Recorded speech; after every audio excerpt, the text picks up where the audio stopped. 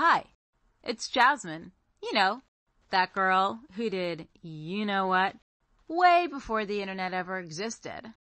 Join me and my special guest every week as we talk about anything and everything because nothing is too taboo. So punch your ticket and get on board the Krazy Train with me, Jasmine St. Clair. All aboard!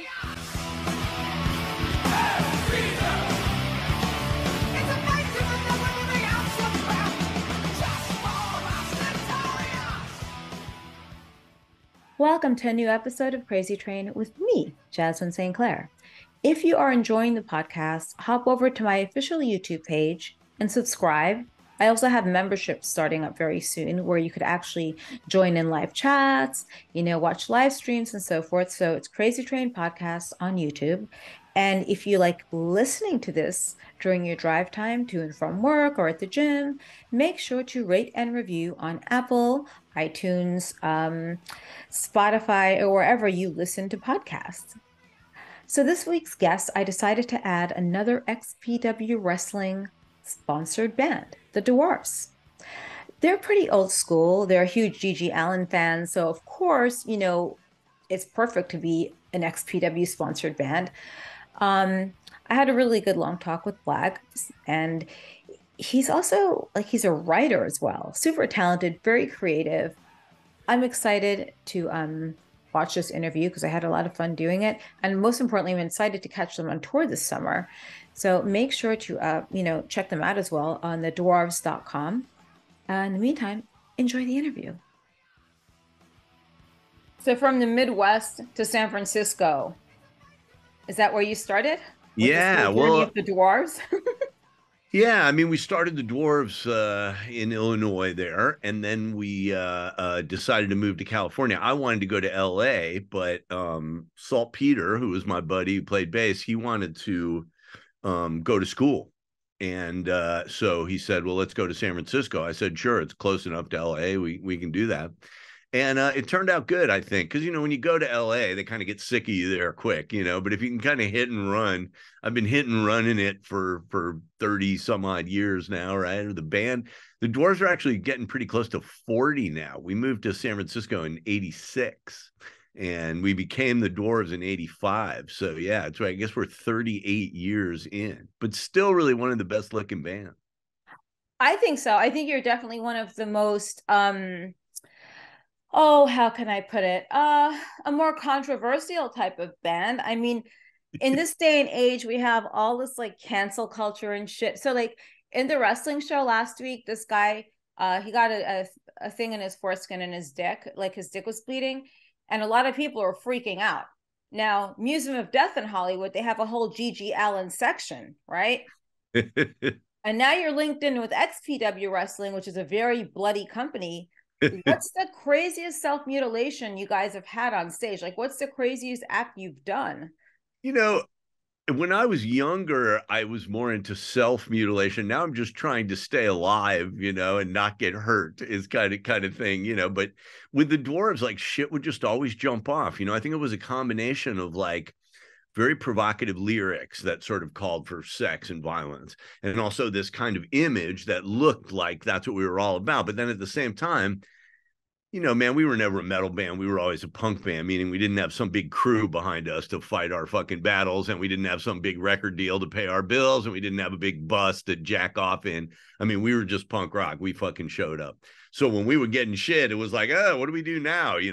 Half the time we just get our asses kicked or get knocked out of the building or get thrown somewhere. I mean, we were never really able to follow up on the extreme, the buildup, the way other groups had their guys they were paying to fight for them and stuff. We're a punk band, we're fucking the real thing. If you come after us, we're going to go after you.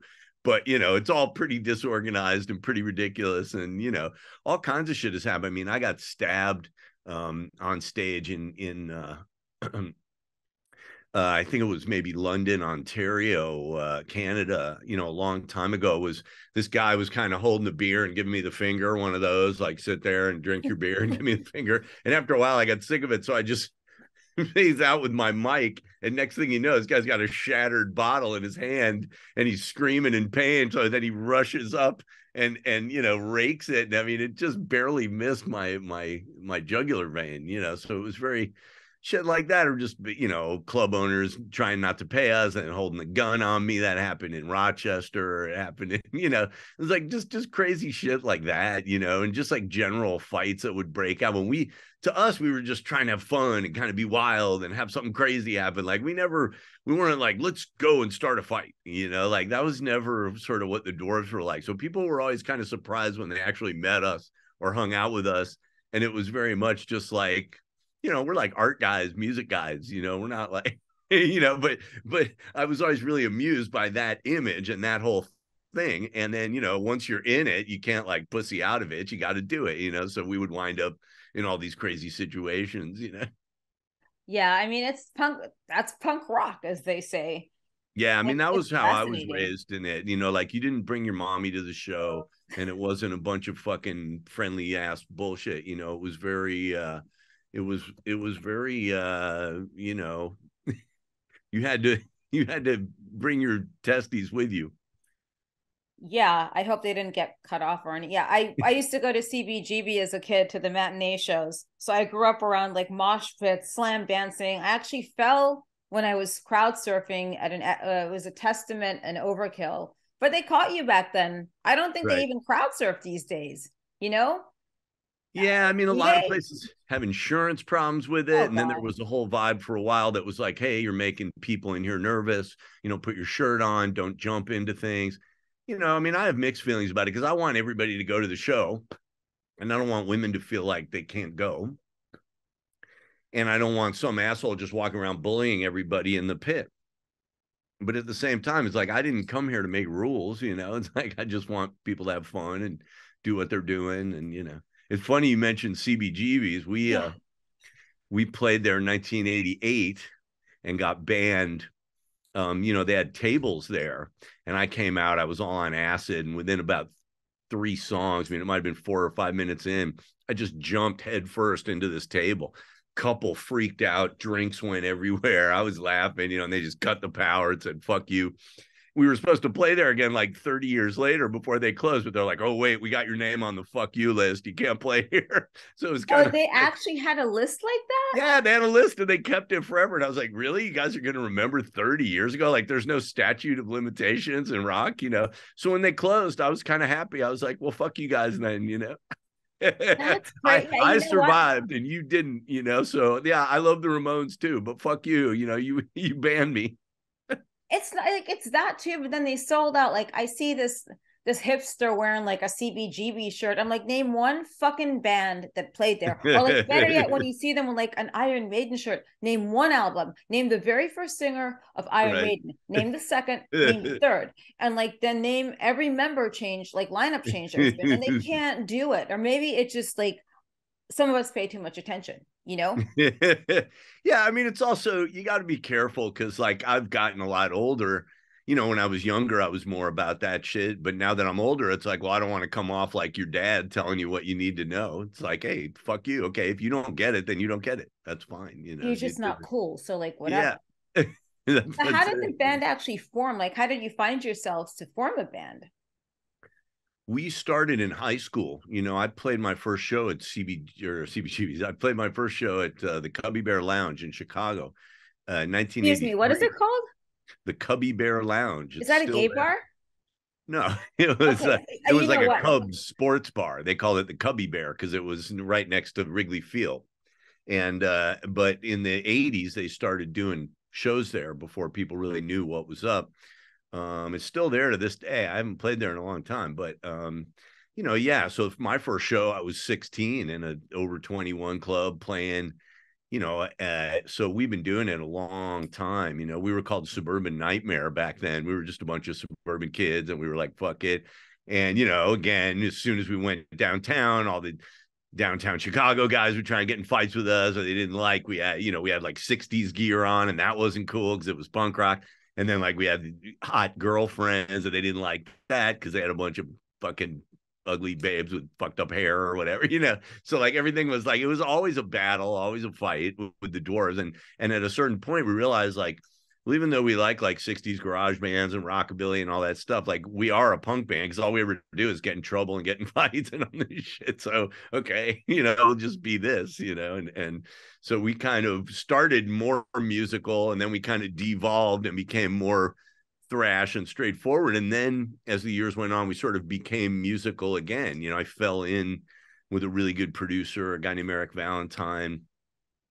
And, now I work with a guy named Andy Carpenter, and both of them were just amazing kind of pop producer guys. And I thought, well, wouldn't it be interesting to kind of tie that punk, nasty mentality of the Dwarves with some real musicianship and some real production and see what we can do, because we made our really trashy early records. I don't know. Can you guys show album covers on here? Yeah, you can do anything you want. You can curse, but you like can even dirty mutilate, you can stuff. do anything. Huh? Yeah. Well, like, because this, you might have to bleep this, but this Oh, was, I won't have to bleep it, please. Oh, that's so cool. Yeah, this was Blood, Guts, and Pussy, which came out in 1990. That's pretty hot. Yeah, I mean, like we it's very always 90s. Yeah, and we always went for like rad girls on our records and stuff, and we were pushing a lot of sex and violence and everything. So, some people got the joke, some people didn't, but we had a lot of fun with it, and and nobody would have believed we'd still be here now, with all the clubs we got thrown out of and all the festivals we weren't allowed to play and all the radio stations that wouldn't play us. I mean, that was kind of, but it was hard, it was tough. A lot of times you'd just be broke or you couldn't get a show, or, nobody loved you, or you did well there, but the people were still like, but you guys got a reputation or whatever it was. So, But you want the person with the reputation. I mean, a few guests of mine have been like heavily canceled in the wrestling world. They even have documentaries on them, and I don't give a fuck. I don't care. I like hearing everything. I don't like victimology, and there's too much of that going on because that plays into cancel culture. But you want the people that are in trouble. You want the people blacklisted from like wherever, Slovenia, Czechoslovakia. Where are you banned from? Like London? Well, cancel culture works a lot of different ways. The main way it works in music is that people just don't put it out there. They know that people would flip out if they said what was actually in their mind, or if they wrote the song that's actually in their heart. So people start in music with self-censorship. They just start with, ooh, I better tone this down. And so that's kind of the worst kind of cancel culture, when you're canceling yourself. And then comes the next phase of it where it's like, I had to witness a lot of stuff. Like, I remember when Marilyn Manson first came on the scene, and I was very friendly with the woman who did his publicity at Interscope. And she invited me out to see them, and I watched it, and it was like, wow, this guy's like recreating the Nuremberg trials here, and it's like this huge thing. But yet, because there was corporate backing, he was allowed to be very nasty and hint at sex and talk about the devil and have all these different elements. When you're more of a low budget band and people don't perceive it as like, oh, there's a corporate structure behind this, it's much harder than to really get out there and say, no, fuck everybody, I'm saying what I want to say, I'm doing this, right? Because people jump on bandwagons in different ways. If you have the corporate stuff behind you, if you have the money behind you, it's paradoxically easier to be nasty or have more blood, have more sex, have more wild shit. When you're like us, and it was really like, whoa, man, you're hanging onto your record deal by a thread. Oh, now you've been dropped. Oh, we played you once on the radio, but we'll never play you again. Oh, we let you play here once, but we're never going to let you do it again. So you'd get, it's like I've been getting canceled since the 80s. So people talk to me about the modern cancel culture, and I'm like, hey, welcome to my world. I mean, I still say whatever I want. I still write whatever I want. I make my own records. I put out my own books. And I write fiction, dirty fiction about nasty women and the shit they do. Like, everything for me is like, I never censor myself. And I just think that's the basis of it. But people fall for a lot of image stuff. So when you come out and you create this image, people don't see, oh, there's an actual person behind that, and maybe the person is different. They just see it as like, well, fuck you. You're a misogynist, or you're fill in the word here. People So I think that's kind of what you mean by cancel culture, but it's sort of a new phenomenon for a lot of people, but not for me. I've been getting fucked by this since day one, since I was in high school. Always been the same. So I just roll with it, and I figure artists make art, and pussies have to, cry about it. Well, like Machine Gun Kelly, like I saw like a photo of this guy, Machine Gun Kelly, MGK. So I have this whole thing.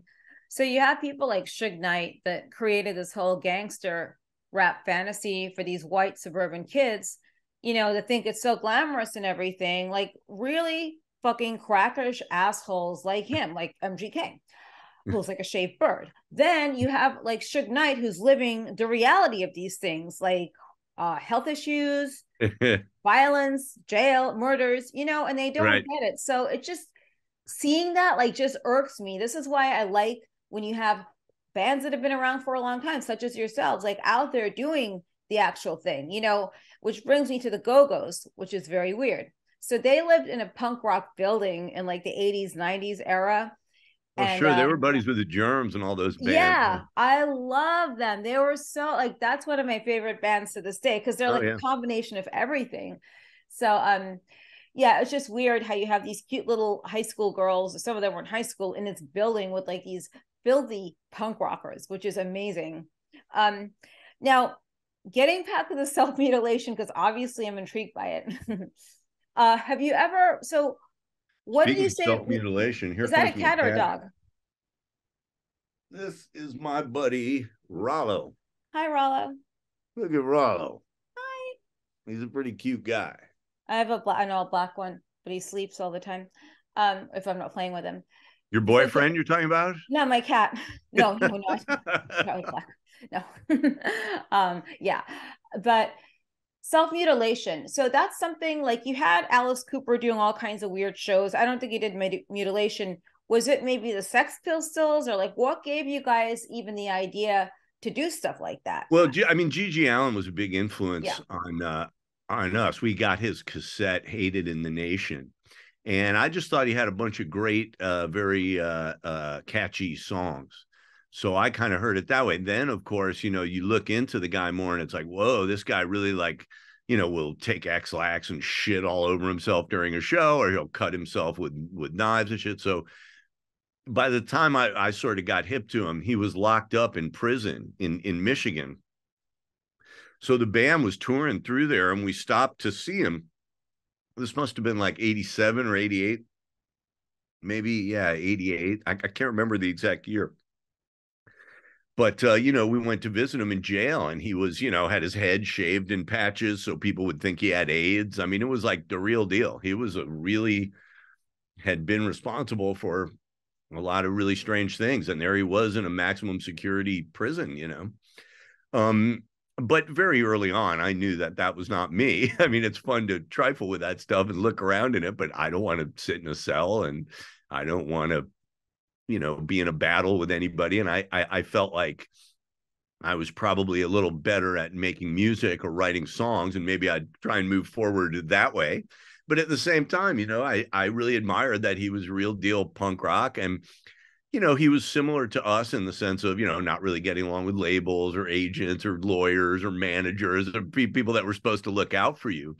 I mean, it's funny because with a lot of the early punk bands, you know, they were living pretty hard, but they also were real good with their management and their shit and their record deals. I mean, they were like LA people, and LA people know how to navigate kind of the music industry and the entertainment industry. We were from Illinois. We just had no conception about it. I never thought about having managers. I never thought about having a lawyer look at your deal. I just didn't think about it.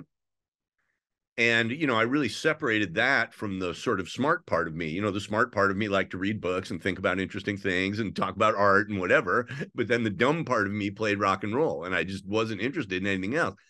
But, you get a little older and you realize, wow, some asshole owns my record and he's not putting it out anymore and he's not paying me anything and I'm just stuck. And you realize, oh, shit, the contracts actually make a difference and the business actually makes a difference, and it can be the difference between people seeing your art or not seeing it. So the good news is we went back, got a hold of our legacy, and got all our records back, and so we got all our old records back, and I've been making my own records for 25 years or so I always had those. And so now I just feel like, I can hang out with my friends, make a great record, play a great show, and we don't really have to answer to anybody about anything. And unlike my friends that got the big record deals in the 80s and the 90s and sort of, it's like people that peaked in high school, now they just sit around drinking all day. They're bummed, where's my manager? Where's my roadie? And of course, those people are long since gone, but in my life, it's like, oh, cool. Okay. We bought some t-shirts. We sold them. We made some money. We made a cool record. We sold some. We made some money. It's okay. Like there is no, that whole side of it that's very corporate and needs constant attention and stroking is not there.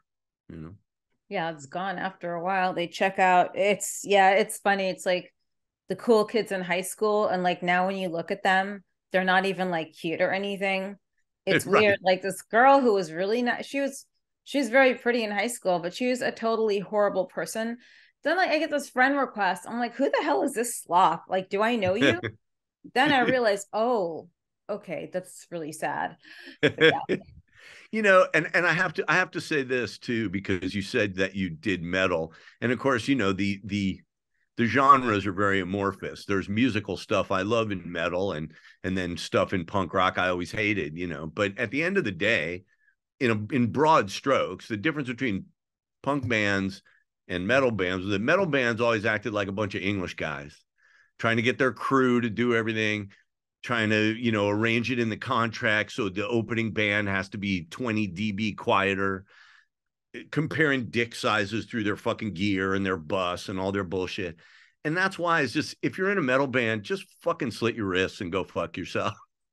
Because you guys have been pushing that bullshit forever. It's stupid. It was always stupid. It's stupid now. I don't give a fuck about it, And punk rock, the way punk rock got weird was all the PC bullshit and all the cancel stuff and all of the, you're not allowed to play here, and you said something that you shouldn't have said to this person or whatever. That was where punk rock really lost it. And so I would say to everybody going in and making a punk band, don't be a fucking pussy. Like it would just be great if bands could sort of combine the two and have the heavy metal thing of sex and drugs and rock and roll and having fun and making money with the punk rock thing of like not being an asshole to everybody that opens for you and not, being so proud of your fucking gear and your crew and all your pussy shit. It's like if those bands if those two genres would just get together on the cool part of it, it would be cool, and there's examples of it. There's great. Oh, yeah. Last year we played with Municipal Waste.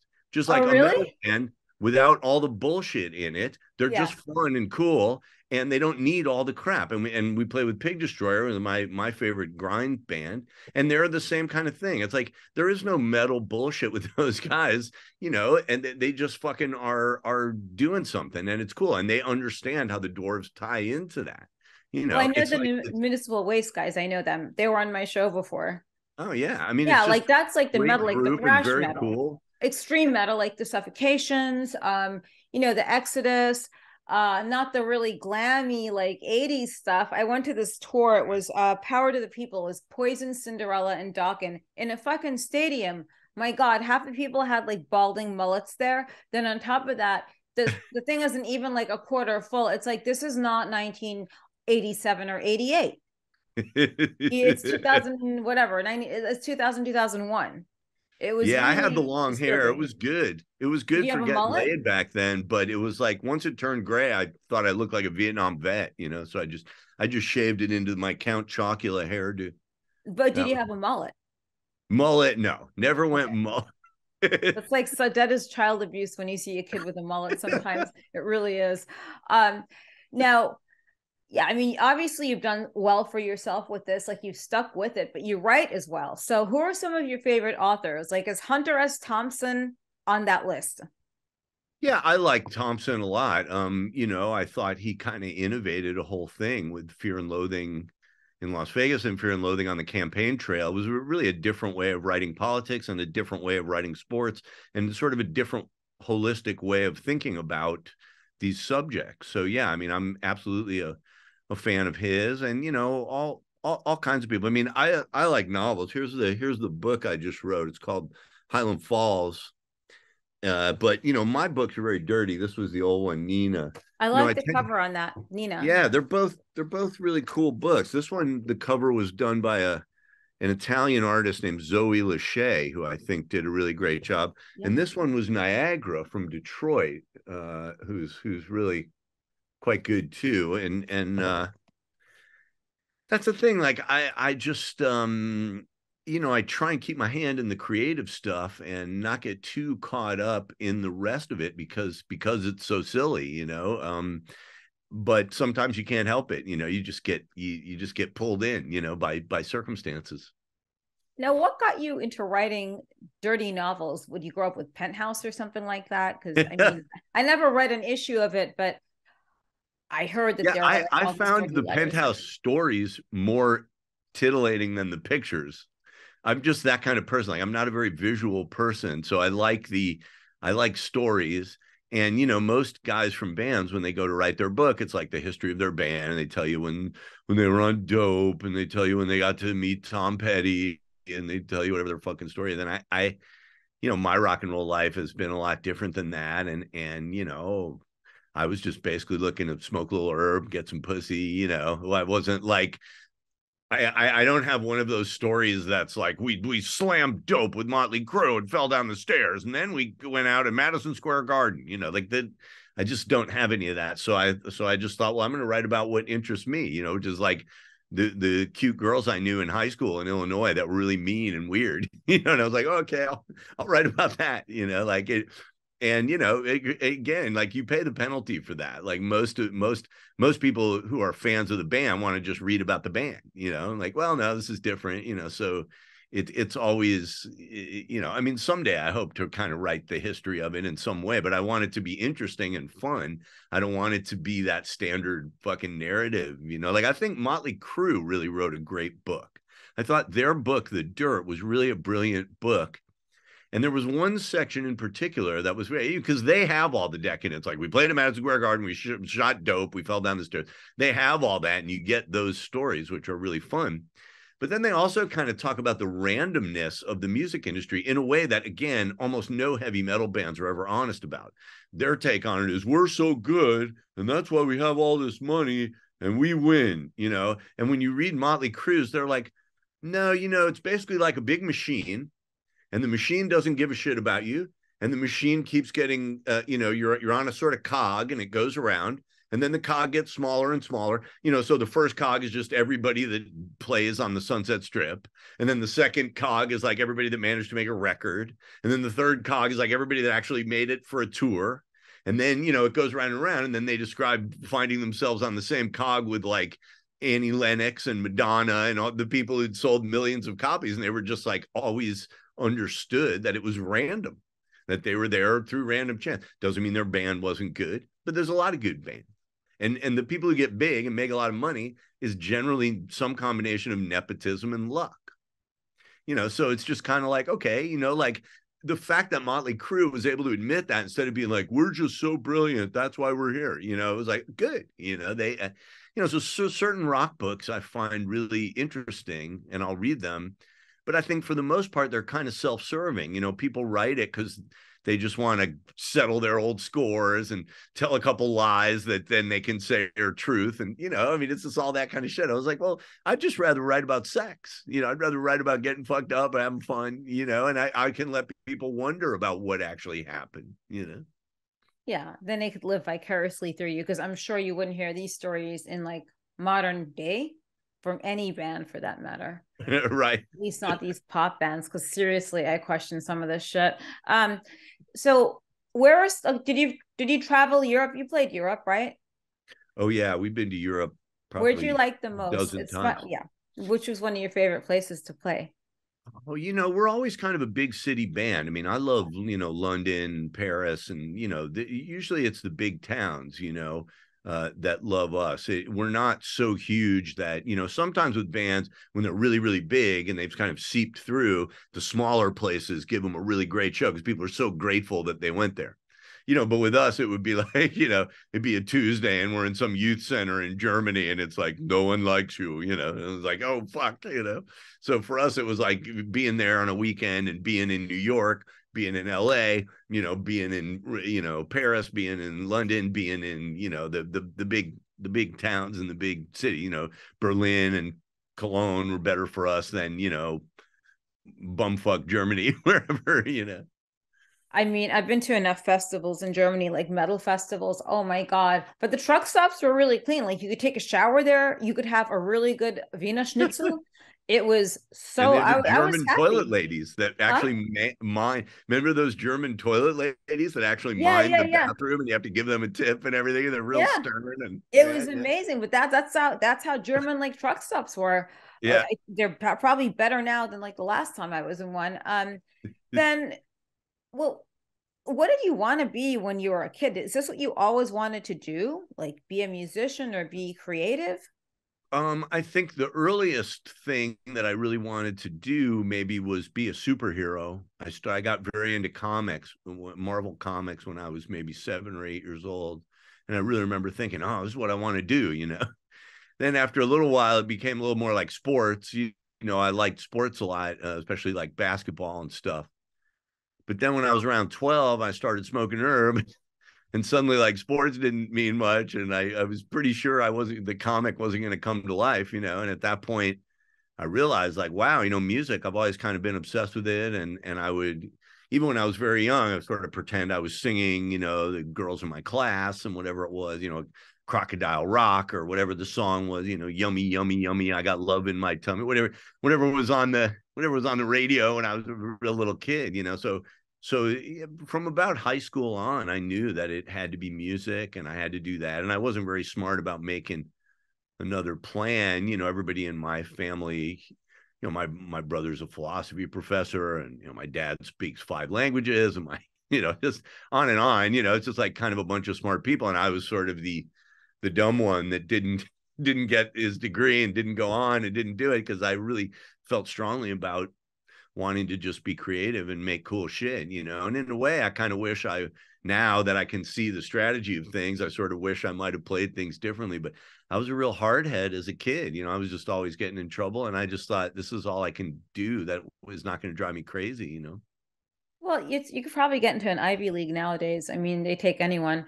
So you'll have, when I got into Columbia, like I had to take an SAT. So I did it twice. The second time when I took it, I had a 1460, 14, like God in that damn. range. No, that was the second time I took it. Now you don't even need a freaking Well, SAT. And you're a lot smarter than me. If you wound up at Columbia, I had a year at NYU. That was about the best I could do, and I knew I that's was going to good. quit.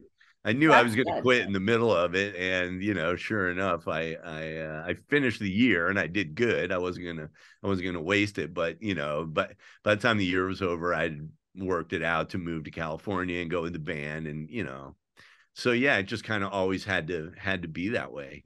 So I feel better about it now than I did in the middle. In the middle period, it was like, what an idiot I was. Why did I do this? Now it's kind of like it all comes out in the wash, right? Because everybody went and had their experience and had to feel firsthand what it's like getting fired from the corporate world or getting frozen out or, having your shit not work or whatever. I just kind of got to keep making works of art that I liked and just slowly build it up. And it's just kind of sitting there. That was how I approached it. But wow, well, good for you going to Columbia. You should. I Why used to are you hang wasting out. your time talking to me? Thank you. I also speak 5 languages too. I'm like on my fifth and a half now. Like I'm learning another one. But Wow. the yeah, Washington Square Park in the 80s was quite a scene. I used to hang out there after school. We'd listen to like a boombox with like Slayer or like Carcass or something like that. Motorhead, like that's what we do. Then I was I hanging saw out with like, Motorhead at Lemoore, did you? 1985. Yeah, in That's fun. Brooklyn, Yeah, and I it remember was Lemore's. it was great. And that year, I saw a lot of great stuff. I saw Johnny Thunders at that tiny place Maxwell's in Hoboken, Yes. and saw some very very interesting shows that year, and a lot of great movies. I mean, I love New York. I mean, we used to buy weed off those Rasta guys in the park there, and just get high all day. And sometimes you were really adventurous. You'd go down to Avenue C or something. Yeah. There was this place where they would like lower a pail with an envelope, and the envelope either said C or H on it. You'd put your money in it. Like, I wonder how many people just OD'd on the wrong fucking envelope or whatever. Like, it's crazy the shit that we used to do, you know? In Alphabet City, that had some characters in Alphabet City, that's for sure. Yeah, Like, in the it's not the 80s. same now. It's clean Yes. now. It's Yeah. not fun because there's no crime. Not that I want to go to San Francisco and experience like by the Marker Hotel or that area where there's a lot of it, but I think it was different then. It was a different type of crime going on then. Like, it was cooler. You'd have like prostitutes and shit. You'd have peep shows. You'd have pimps in the street, and they really knew how to dress well. Like, that's when New York City was a lot of fun. Like, Yeah, I they would wish I hang could go out. back like that. They would hang out right on the when I lived there, they would hang out right in Madison Square on the courthouse steps. It was a bunch of hookers and pimps in their fucking fancy outfits and shit. And I was like, whoa, you know. But again, like, as decadent a person as I am, like, I never wanted to like have to buy it, you know. Like, I wanted someone to want to fuck me, you know. I didn't want to just to go and pay, you know. No guy wants that. Speaking of which, were you in New York City around the time of Nancy Spungen and Sid Vicious, like in that whole circle? No, I'm a little young. I'm a little young for that. I moved to New York in 85, and I lived there for 1 year. And that was after I'd lived in Boston for a year and was cleaning toilets at MIT. And I was like, fuck, I guess not going to college didn't work out too great for me. So I turned around and applied, and then I went. But by the time I did a year in New York, it was again just like, fuck this. I got to play in a band. I can't get anything rolling here. But again, if I would have been smart, that was right when the Beastie Boys were going, and fucking Rick Rubin was in a dorm too. Like, I probably could have gone and made friends with those guys. And you just never know. Like, hindsight's 2020, you know. But I just thought, oh, it's a bunch of rich kids and their fucking parents. I don't want anything to do with this, you know. And I just took off, you know. But you know, that's the thing. It's like, often the way we perceive the world is very different than what it actually is, you know. Oh, of course.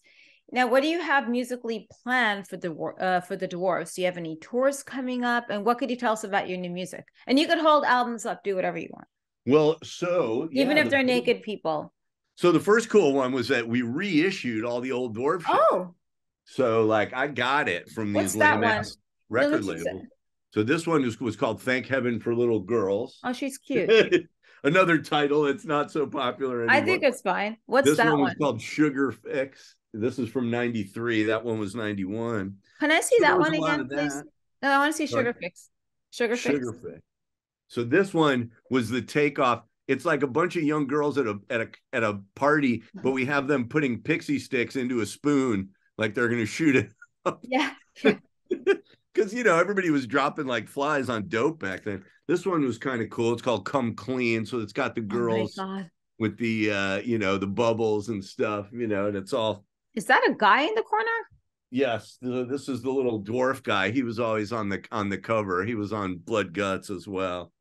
You know, so funny. This is sort of where it all starts. Yeah. You know, he's in the corner and these girls are there.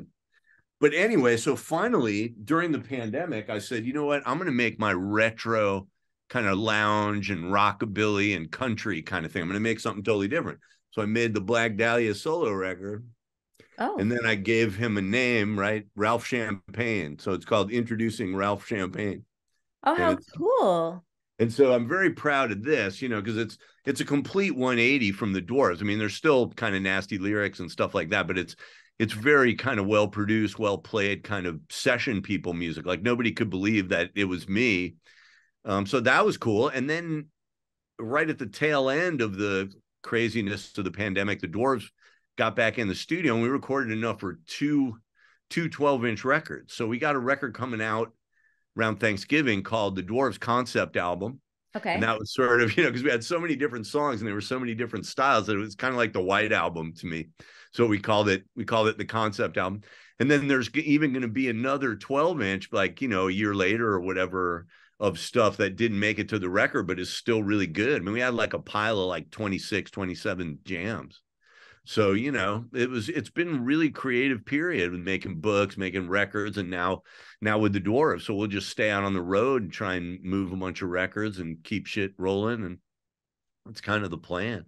Where are you playing next? We're going to be in New York on Sunday, May 29th. The day before that, we're at a big metal festival in Baltimore called Hell in the Harbor. That's May Oh, okay. Yeah, 28th. I know that one. Yeah, I And totally then know the that show. 27th, May 27th, we'll be in Philly. May 25th, we'll be at the very beginning of Punk Rock Bowling in Vegas. We're playing with the notorious, great original CBGB's band, the Dead Boys. Oh, cool. All right. That's Yeah, fun. it'll be Dwarves, Dead Boys, and Zeke at Punk Rock Bowling Vegas. So really stoked about that. And then going to Europe again in June, doing a few festivals. We're doing that Ruhrpott Rodeo in Germany and Mighty Sounds in Czechoslovakia. And so, we're just trying to get out, play festivals, do little club shows, and knock it out. Are you in Los Angeles or are you in New York? I'm between, I go to LA, I go to New York, I go to Europe. I'm like all over the place. Right now I'm in LA. Then that same weekend there's an XPW show in New Jersey. That's why I was asking when your show is and where it is. Then I'll get back over to Europe. But it's just I do want to come out to a show for sure. I do want that album signed as well with the very first one. Yes, you're invited anytime. Yeah. I was telling Schlock when he hit me up from XPW or Schlack. Is that better? Schlack? Yeah. Schlock is more like bad merchandise or something, right? Schlack. It's Schlack. But I used to do the color commentary for wrestling out here. We had a great wrestling thing called the ISW, Incredibly Strange Wrestling, and we would do Luchador. As far as I know, we were the first kind of bringing it back. Luchador. Yeah. It was my friend Audra, who was the ringmaster, the impresario, and she was also a wrestler called what was it called? What was her name? Oh God. I mean, they all had crazy names like Baracho Gigante and all this kind of stuff. I wish she's gonna kill me. I can't remember her name, but anyway, Audra set up this great Mexican mass wrestling, and you would like throw tortillas at the fighters to egg them on, and I just love doing color commentary. So I told Schlack, I said, dude, I want to get in the XPW. I'll be your color guy. Yeah, how did you even find Schlack? How did you come into contact with XPW he hit wrestling? me up on Instagram. I think he has a Dwarves tattoo. And I said, great, represent, buddy. And he was like, yeah, man, we're doing this XPW thing. I'm not sure. I got a few sort of texts all at once from different people at XPW, and I'm not really sure who's what. I kind of lost track of it for a minute because we had to go on the road, and I'm a little disorganized, but I'm sure I'll get back in with them. But yeah, I mean, it just sounds like a lot of fun, and like the fun kind of wrestling, and I'm into that. Yeah, Schlack is the GG Allin of wrestling, I think. I hope he bathes more. Well, yeah, that I had Gigi stay at my house. He was not a great smelling guy. Yeah, I mean, I think the scariest thing ever with Schlack, my scariest moment was when he threw me over a ring that was made of barbed wire around, and he threw me right over it. But it was such a close call. Like, he wasn't going to let anything happen to me, but it was so scary because it's Schlack. But then I have a piece of flesh, like part of his flesh, on my fishnets that I was wearing that night. So there's one sick person in the world to buy it, but it's like a whole other it's a whole other world, with death match. What name do you wrestle under? Jasmine. Just Jasmine St. Clair. Yeah. I guess when you have a name like that, that can be your name. You have to. I had to change mine to make it goofier. There's some strippers that have like their real names. They dance under their real names. Right. That's true. I danced under my real name for like a whole week when I was in New York City. I was at the Kit Kat Club, and like that's way back then. And I didn't know anything about this shit. So I'm like, okay, yeah, just use my real name. And I give my real name. And then about 2 weeks later, I'm like, that's kind of really a dumb thing, because there's so many girls named like Mercedes and shit, and like all these exotic luxury cars. Like, I want to be an exotic luxury car too. So then I figured out that they're fake names. Then I went under the name Dylan. And I wasn't confused about being a girl or a guy. It just seemed like a cool name, like Bob Dylan. Right. Yeah. There's female Dylans. Yeah, exactly. And without a dick, Just Right. making that clear to you. Yeah, without it. You just got to like super make it really clear. It's so crazy. So fans actually want to learn more about you and like buy your stuff. Most importantly, guys, like pick up the stuff. Vinyl is the coolest thing ever. We got tons of vinyl, and we got great shirts and skate decks and all that bullshit. Yeah, you can get it all at thedwarves.com. Just click the merch button and you'll be there. And there's lots of funny stuff on there. There's like a slightly true, slightly fake history of the group. That's very funny to go through, and a big discography because we put out a lot of records. So there's all that shit. And then, you can click and go see our videos on YouTube. There's a ton of them up there. And, the Ralph Champagne solo stuff. I made a bunch of really funny videos this year that were, like for a song called Lolita Goodbye. And it was, and we had a great one. Some friends of mine, I had a song called Contraband that was kind of my trucking song. And it got animated by these great animators in the Ukraine. They were working out of the Ukraine while it was being bombed and everything. That two sisters, the Mad Twins, very talented women who did this amazing videos for me. So yeah, there's just all kinds of neat stuff. If you go to thedwarves.com, you can get all of our music, all our videos, all my solo stuff, and all that. And yeah, tour dates. That's right. Oh, tour dates are up there too. Yeah, so you can see all the shows. And yeah, thedwarves.com. That's where it all happens. Make me rich. I'll trust me. I will. All you metal guys, make me rich. The bands you like are pussies. Get rid of them. Me? No, I never said not you. I'm talking to your audience. Oh, those, yeah, no. They a lot of them are pussies. A lot of them like extreme metal. A lot of the guys that listen to the show. So a lot of them like the same thing we do, like the Carcass, Morbid Angel. We're playing with some of those bands. Cannibal Corpse is going to be there. Oh, I know the Cannibal Corpse guys. Yeah. Yeah, Pig Destroyer are the guys that are my buddies, and I love them. But yeah, I like the extreme stuff. There were some great ones we were friends with too, like from Extreme Noise Terror from England, but also there was a great band called Blood Duster. Yeah. Kind of an obscure grind band from Australia. And we always got along great with the grind guys. And basically the metal guys that didn't act like metal guys, right? The guys that weren't like hiding behind their fucking crew, Right. I know. It's like so pansy. So yeah, so get off the kick of like having mullets and wearing headbands and thinking it's like 1987 and get into some really good music. It's part of shock culture as well, the Dwarves. Just what you guys were doing was different, which is important. Shock culture plays a huge role in today's society because people think it's so cool. And those kids know that they'll never be that cool and awesome to have lived through it. To live through the circus of the Springers and the Sterns and everything like that. And that was the high point of American culture. Oh, yeah. Wow, that sounds so that sounds like I really knew what I was talking about. Yeah. I won't tell anybody. I think I'm gonna run for office now. I think I just did such a great job of that speech. I think I can do this. But anyway, thanks for coming on. My pleasure. Do stay in touch. Oh, and your books, by the way, really quick, are they on Amazon or where are your books? The books, again, the best place to get them, because you get them signed on my website if you just go to thedwarves.com. But they're put out by this really cool press in LA called Rare Bird.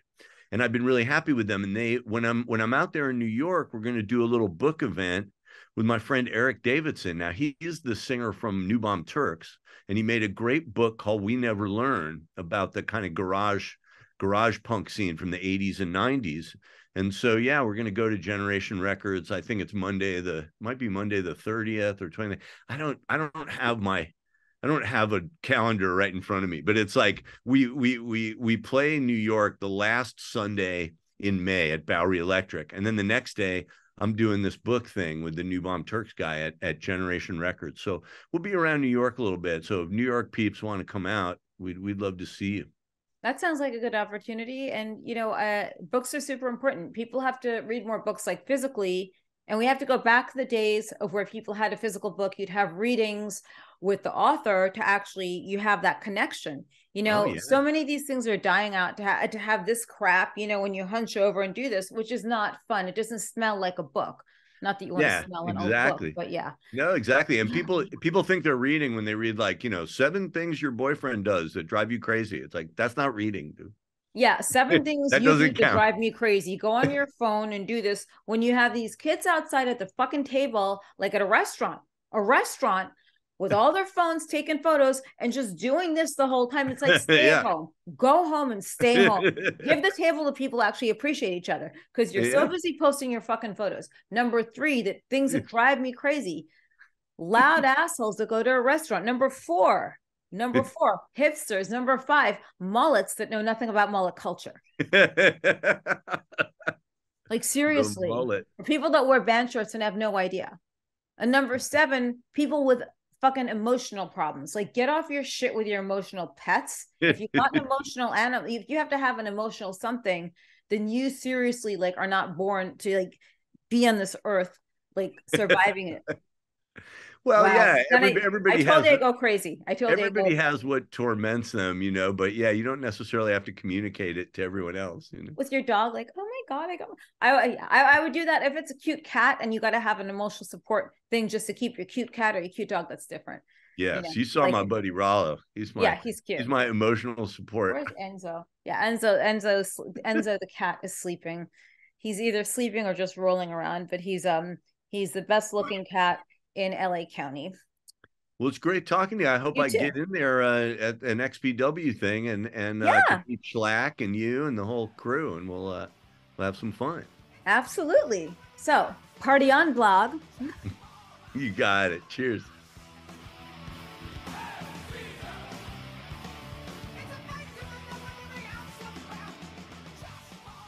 I hope you're enjoying the ride on Krazy Train with Jasmine St. Clair podcast. So if you are, do me a huge, huge favor. Woo! Please go ahead. Go on to Apple Podcast or Spotify or whatever, but Apple's great. Give me a nice rating and review. Send me a screenshot, and I promise you, I will send you a special goodie bag. So please rate and review Krazy Train with Jasmine St. Clair podcast. And in exchange for that, once I see the DM with the review and your name and address, I will get those gift bags out to you. I'm not going to tell you what's in it.